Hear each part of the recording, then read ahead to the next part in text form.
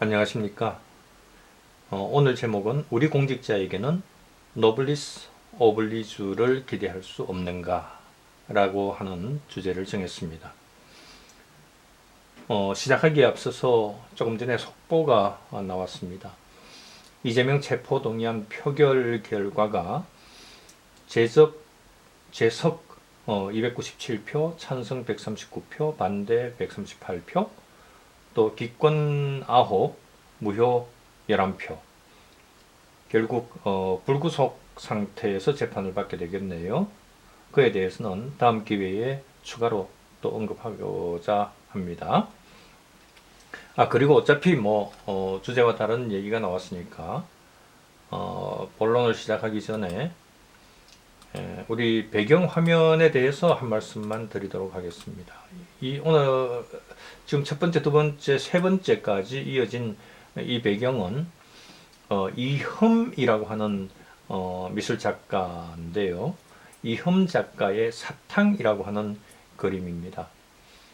이흠 작가는 영국에서 그림을 전공한 후에 국제적으로 활동하는 분인데 주로 이렇게 이쁜 사탕을 주제로 작품 활동을 하고 있는 분입니다.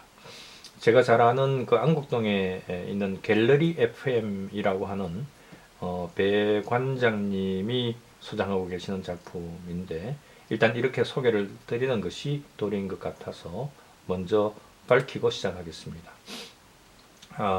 서술이 좀 너무 길었습니다. 이제 본론에 들어가겠습니다. 다시 한번 오늘 주제를 되새겨 보겠습니다. 우리 고위공직자에게는 노블레스 오블리주를 기대할 수 없는가?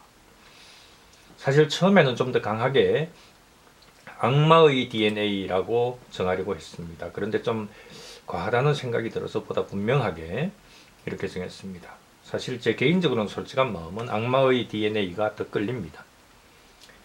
지금 가장 많은 비난을 받고 있는 정순신 국수본부장 낙마자에 대해 한마디 하지 않을 수 없습니다. 정치는 생물이라고 하듯이 특히 정치에는 새로운 변수는 언제나 발생하기 마련입니다. 사람에 의해 행해지고 사람의 마음, 집단의 마음을 내 것으로 만들어야 하는 영역이기에 아무리 선하고 정의로운 일이라 하더라도 마음을 얻지 못하면 이길 수 없는 사회가 정치 분야입니다.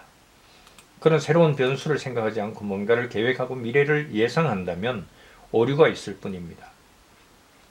정순신 사건이 비판을 받고 있는 것은 대략 두 가지라고 할 수 있습니다. 하나는 인사검증 부실 문제, 또 하나는 인간 정순신에 대한 실망 문제입니다. 먼저 정순신은 자기 자식 아들의 학폭 사건과 그 학폭 사건을 처리하는 그 후속적인 송사 사실 여부를 숨기고 국수본부장에 임명됐다는 것에 대한 국민적 분노입니다. 각종 행정소송, 민사소송 등 인사검증서의 송사 여부란에 아니오라고 밝힘으로써 인사검증을 제대로 하지 못하게 한 것에 대한 책임을 묻자는 그러한 강경한 입장입니다.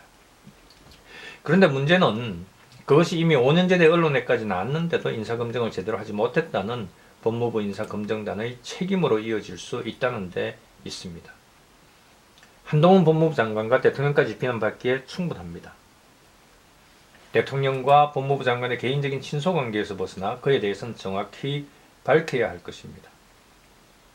단순히 본인이 안 밝혀서 근원적으로 검증할 수가 없었고 앞으로 인사검증 시스템을 잘 정비하겠다는 말로 넘긴다면 도저히 납득할 수가 없습니다. 그래서 국민들까지 나서서 비판을 하고 있는 것입니다.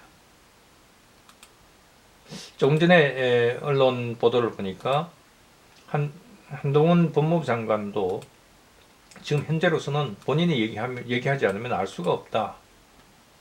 제도를 바꾸겠다. 이렇게 보도가 또 나온 것을 확인했습니다. 그런데 만약 그렇게 하고 나서 이번 일을 가까스로 이렇게 넘기고 나면 나중에 또 이런 일이 생긴다면 어떻게 할 것이라는 말입니까? 고위공직자 인사검증 문제는 단순한 개인의 문제가 아니라 국가의 시스템 문제에 해당합니다. 그래서 청와대 민정수석실을 없앴고 그 비난을 무릅쓰고 정부 인사총괄부처인 인사혁신처에 두는 것이 아니라 법무부가 인사검증 1차 권한을 가지고 간 결과가 이것이냐, 이런 비난을 당연히 얘기는 했어야 합니다.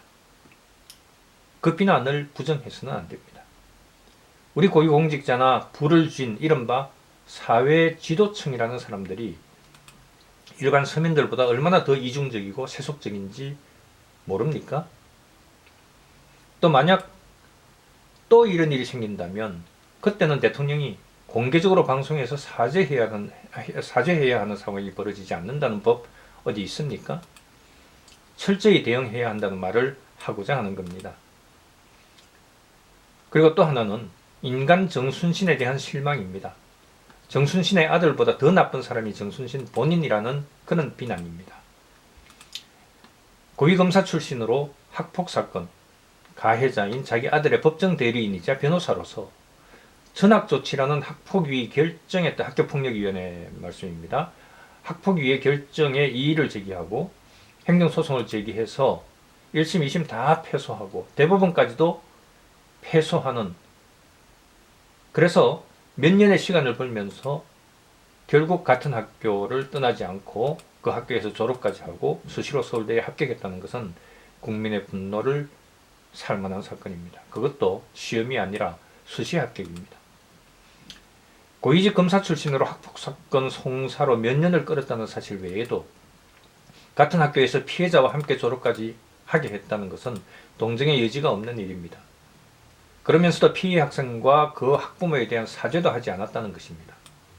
고위검사로서의 인맥을 철저히 이용해 자기 자식만을 보호했다는 비난은 공분을 일으키기에 충분한 사건이 아닐 수 없습니다. 오죽하면 그를 잘 아는 대통령도 분노했다는 말이 나왔겠습니까? 저는 이제까지 사악한 자가 선한 사람으로 변하는 것을 본 적이 없습니다. 관계를 꾸미는 것에 능한 자가 관계를 포기하는 것을 본 적이 없습니다. 적어도 있다면 그것은 일시적 포장이고 얼마 지나지 않아 금방 본성이 드러나게 마련입니다. 앞에서 제가 언급했던 악마의 DNA를 가진 자, 그들은 아무리 숨기고 포장을 한다 해도 예외 없이 그가 행해왔던 사악한 짓과 관계 꾸미는 짓을 반복한다는 말을 하고자 하는 것입니다. 그런데 그것을 믿고 한 번 당하는 것은 용서할 수가 있지만 그러한 사악한 자의 요설과 관계에 반복적으로 당하는 것은 용서할 수가 없습니다. 지금 이 나라의 형국이 그렇다는 것입니다.